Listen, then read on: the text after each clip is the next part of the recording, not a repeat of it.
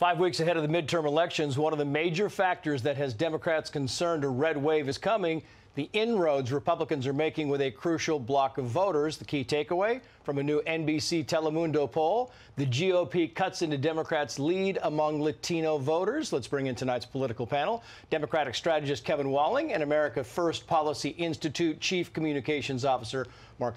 Thank you, gentlemen, both for coming on. I appreciate it. You know, you bring up that thing, Kevin, you heard that. It's got to be concerning for Democrats. That's something on MSNBC. They go out and they interview some former Democrats who are now Republicans because they don't feel safe or they feel like the party is kind of leaving them. Your thoughts? Yeah, Trace, it's a good point. And listen, when we treat Latinos as a monolithic group, I think we get in trouble, both as Republicans and Democrats.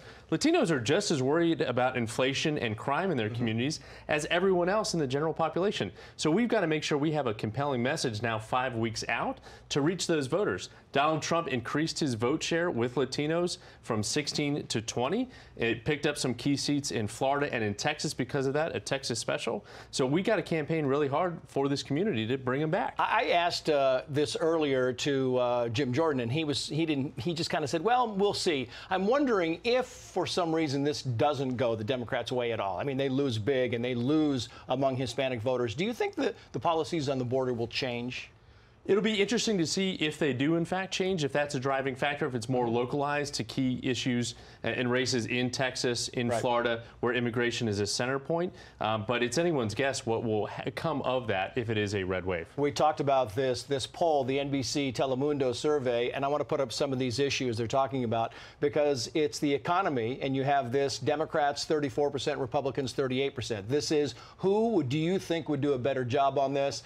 Immigration, you can see that Democrats, 41% to 30%, Republicans rather. Border security, you have Republicans kind of losing that one, but winning on crime, Mark. And I mean, it really does show that there's been a bit of a shift. No, there's a real shift going on right now. And to Kevin's point, I mean, the Hispanic and Latino community is worried about the same issues as the rest of America. In fact, tomorrow I'm leaving or later today, I should say, I'm leaving for Miami, where the group I work for, the America First Policy Institute, having a Hispanic leadership summit. And President Trump will be actually speaking there on Wednesday in Miami. It's going to bring in leaders in the Hispanic community to talk about ways we can continue to build on the gains that we saw under the Trump administration and keep it growing. And what do you think when you build on the gains you're talking about that? What are you talking about specifically? Are we talking about in certain areas like key Senate races, Nevada and Arizona, so forth? Or what are you talking about? So we're going to actually be talking about how to build in the community, because I think what we have to realize, and I think Kevin mentioned this too, it's not monolithic. So a lot of these issues are localized.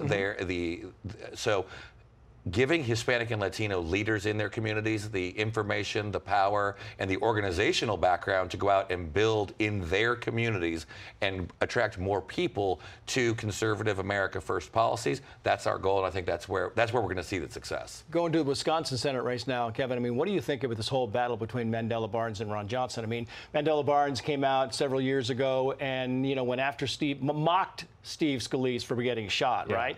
And now he's refusing to apologize. And I want to put this up on the screen. And his apology says, this is a very personal topic for me as someone who has experienced the pain of losing friends and loved ones to gun violence. My comments came from a place of frustration with politicians like Ron Johnson who see gun violence. Not really an apology. Can you imagine Republicans going after someone like Gabby Giffords and mocking her? It would be an entirely different reaction.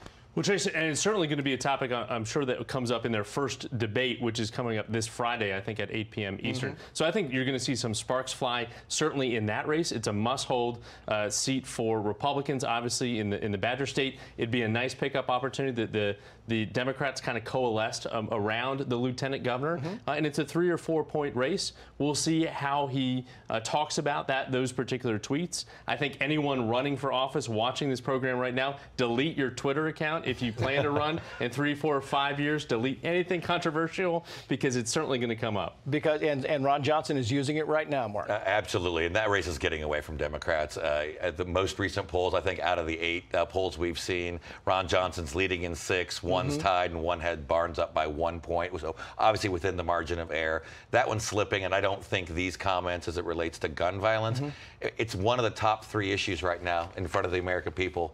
I got about 15 seconds each. Joe Biden, apparently, reportedly, according to Al Sharpton, told him he's going to run again. He's serious, right? Yeah. I thought Sharpton was like interviewing to replace Fallon. They need someone that can compete with Gutfeld. Yeah. So what do you think? Joe Biden running again? Well, we've got 5 weeks to hold the House and the Senate. 760 days away, 2024. I'm with Joe. I was a surrogate for the president. I stand with him. And I want to hear the whole interview to see if he has one of those caveats where he says, well, unless I'm not feeling. There's always a caveat. Yeah. Good stuff. Kevin Walling, Marc Lauder, great to see you both. Thanks for Thank you, gentlemen.